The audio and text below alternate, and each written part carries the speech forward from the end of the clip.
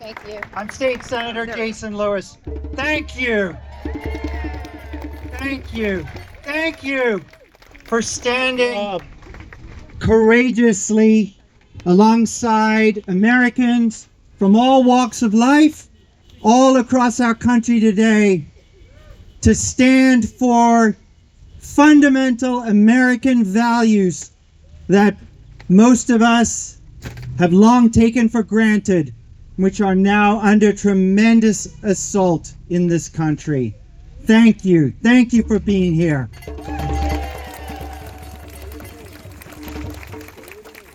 Before I continue, I want to ask your indulgence for a moment of silence. Some of you may know there was a tragic series of shootings this morning in Minnesota. 2 Democratic state lawmakers were targeted. State Representative Melissa Hortman was assassinated in her home along with her husband, leaving behind 2 children. And State Senator John Hoffman was also shot multiple times in his own home, together with his wife, and they're both fighting for their life right now. Absolutely tragic and shameful. There is no place for political violence or violence of any kind in our communities. I unequivocally condemn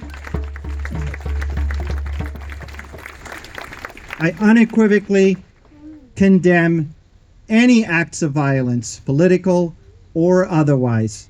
We will continue to peacefully protest the actions of this administration.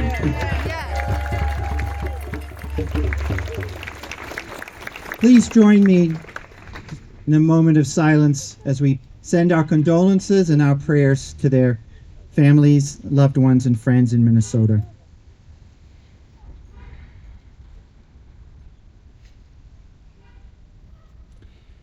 Thank you.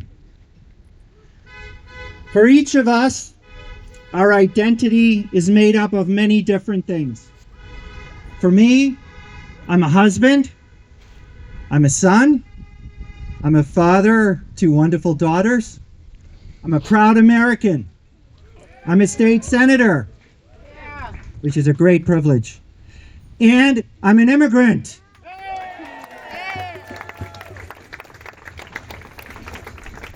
I was born in South Africa in 1968. I lived there until 1980 when my family emigrated to the United States. I grew up when South Africa was still under the racist and cruel apartheid government. My parents saw America as a place with different values, where they could raise their children in a society that believed in justice and equality for all, and where their children would have opportunities that were not available to them in South Africa. It was not easy for my parents. They had to leave behind their native country, their family, their friends, their social networks. I greatly admire their courage in doing so. But they spoke English. That's our first language. They had support from an American company that enabled us to get green cards. And they had sufficient financial resources to help them build a new life in this great country. Many immigrants and refugees, probably most, do not have these advantages. For them to succeed takes immense strength, determination, hard work, resilience, courage, grit. These are exactly the qualities that we purport to admire as Americans, right?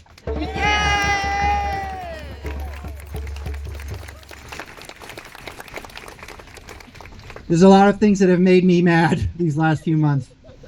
But one of the worst was when our president, I think it was on his first day or second day, completely froze our refugee program. These are people who've faced unimaginable hardship. These are people who've been through months, if not years, of vetting so that they could relocate themselves and their families to this country. This included Afghans who stood alongside American forces as we fought against the Taliban to try to save that country. Brave people Fought with us. at great risk to themselves if they're not able to get to the United States or some other safe place. But no, that program was frozen. They're all left to fend for themselves. And tough. Who does this president believe are deserving of refugee status? Probably among the least deserving, least needy people in the world. White South African Afrikaners. These were the people that perpetrated apartheid in South Africa for decades. These are the people he believes deserving of refugee status. Immigrants from all over the world have long made Massachusetts and the United States stronger and richer.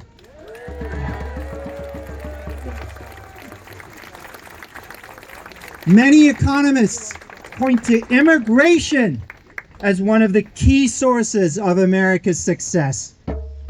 Yes. Consider the fact more than 25% of all entrepreneurs in Massachusetts are immigrants. The companies that they founded generate tens of thousands of good jobs and billions of dollars for our state and national economy. Immigrant entrepreneurs have played a particularly important role in our biotech industry, one of our most important sectors. Immigrants founded such notable and successful Massachusetts companies as Biogen, Boston Scientific, and Moderna. In fact, 1 in 4 biotech companies have at least one founder who was born abroad. These are companies that are developing treatments and drugs and vaccines that are saving and have saved millions of lives all over the world. We have immigrants to thank for that. Immigrants are not just essential to our workforce and to a vibrant economy. They contribute in so many ways to our culture, from art to music to science to food. Food. More than a third of all U.S. Nobel laureates were born in another country. Wow. Here's another one for you. Since the founding of the Boston Symphony Orchestra in 1881, more than half of the musicians have been immigrants. All right. I could go around this crowd and I'm sure each of you could add another anecdote, another statistic.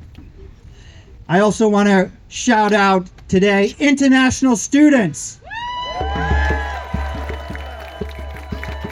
International students are of great value to our higher educational institutions and our country more broadly.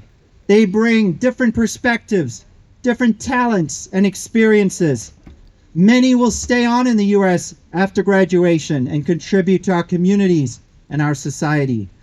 In fact, the excellence of our higher education system and the fact that it's able to attract top students from around the world is the essence of our competitive advantage here in the United States.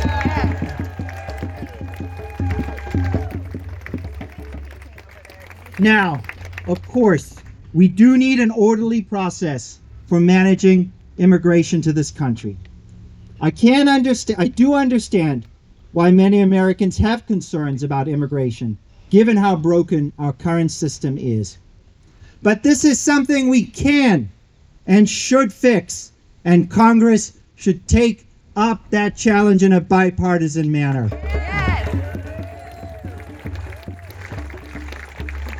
Our country is led by a president who, unlike us, demonizes immigrants. This administration's immigration policies are unlawful and they're unconstitutional. They are cruel and inhumane. And you know what? They're misguided and they're just plain dumb. Yeah. They are inflicting great suffering on individuals and families and communities who do not deserve to be treated this way. No. They are harming our employers, including here in Massachusetts, and they're damaging our state economy and our national economy. And their actions are diminishing our nation's future prospects for innovation, for growth, and for leadership around the world. Yeah. I'm grateful. I'm grateful to our state's leaders for their clear convictions and their moral clarity in opposing these ruinous immigration policies of the Trump administration.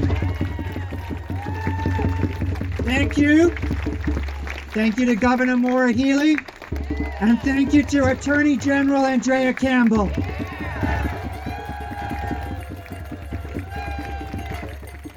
As Representative Lippic-Garabedian said, I want you to know that your leaders in Massachusetts will continue to stand up for the values that we share. We will not be bullied by the Trump administration. We will not be cowed by the Trump administration. We will not back down. But it's not just up to our leaders, right? It's up to every single one of us. Each of us, yes, can make a difference. We have the power. We have the power. We have the courage to stand up for our immigrant neighbors and friends and other groups that we've spoken about today who are vulnerable, who are afraid, who are being targeted. We will continue to be guided by our values here in Melrose and in Massachusetts, alongside other people of good faith all across this country, in every state, red and blue. Because we believe in the dignity of all people. Yeah. We believe in the dignity of all people. All people. Thank you for being part of this nationwide protest. Happy Pride Month, everybody! And happy Juneteenth, which we will celebrate later this week. Thank you. Thank you.